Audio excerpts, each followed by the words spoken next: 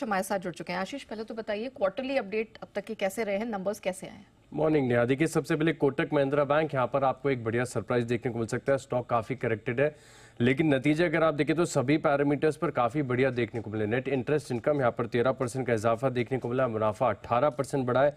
Asset quality के लिहाज से भी अगर आप देखें तो जीएनपीएस और निम्स इसके हिसाब से भी आप देखें तिमाही काफी बढ़िया देखने को मिली है, तो यहाँ पर आप फोकस करके चल सकते हैं। कॉन्कॉल में भी आप देखें ग्रोथ को लेकर काफी अच्छी बातें कही गई हैं, तो कोटक महिंद्रा बैंक निश्चित स्तरों से यहाँ पर एक बढ़िया रिबाउंड आपको देखने को मिलेगा। लेकिन स्टॉक लगातार तेजी में रहा है टाइटन, लेकिन अब इसके नतीजे अगर आप देखें तो थोड़े से निराशाजनक देखने को मिल रहे हैं।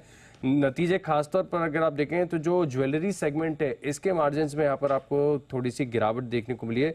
ओवरऑल अगर मैं आपको नतीजे बताऊं तो 11,354 करोड़ का जो आय का आंकड़ा एक्सपेक्टेड था, इसके मुकाबले 11,257 करोड़ का आंकड़ा यहाँ पर आपको देखने को मिला है।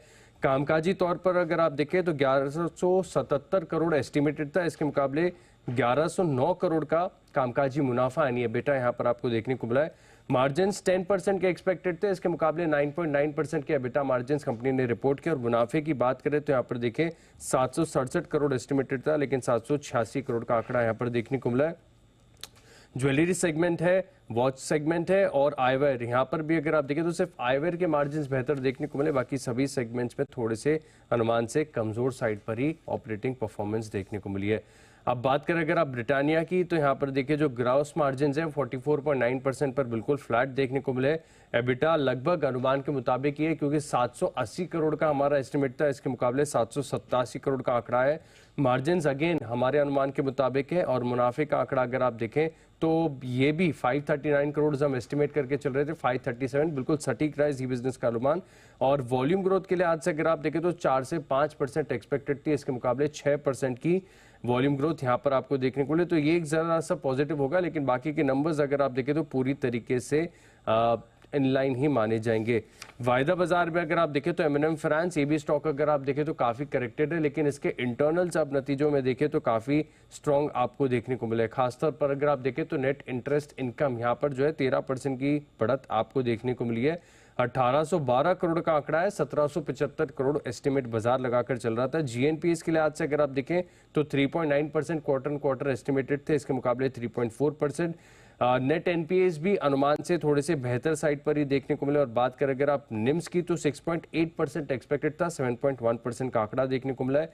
आरओएज आए 2.2% के। तो इंटरनल्स के लिहाज से अगर आप देखें तो एम&एम फाइनेंस यहाँ पर नतीजे काफी अच्छे हैं।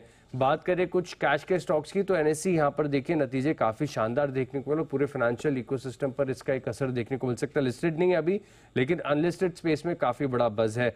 यहाँ पर अगर आप देखें तो 35% का इजाफा आपको रेवेन्यू में देखने को मिला है। कामकाजी मुनाफा 31% बढ़ा है, और मार्जिन अगर आप देखें तो 71% का है, और मुनाफा यहाँ पर 20% की ग्रोथ देखने को मिली है। और क्योंकि एक शेयर पर 4 बोनस शेयर का भी ऐलान किया, तो प्री बोनस के लिहाज से आप देखें तो 90 रुपए प्रति शेयर का डिविडेंड का भी ऐलान किया है। कैश का मार्केट शेयर 92% हो गया, इक्विटी ऑप्शंस का मार्केट शेयर 94.19% हुआ है। डीमार्ट यहाँ पर अभी अगर आप देखेंगे तो फोकस करके चलना होगा, क्योंकि नतीजे जो है काफी बढ़िया देखने को मिले। टाटा टेक्नोलॉजीज नतीजे आए हैं कमजोर। ओके, तो बहुत सारे नंबर्स निकल कर आए हैं और इनका इम्पैक्ट आज मार्केट खुलने के साथ दिखेगा। लेकिन आशीष, और भी तो कुछ नंबर्स आ रहे होंगे यहाँ पर एफएनओ स्पेस में, या अदर देन दैट, और क्या खबरों के दम पर कहाँ एक्शन? बिल्कुल एक्शन देखने को मिलेगा। रिजल्ट के लिहाज से Gujarat gas, Lupin, Marico, Godrej consumer इनके नतीजे आएंगे। ग्लोबल मार्केट्स में हलचल है तो यहाँ पर फोकस रखेगा।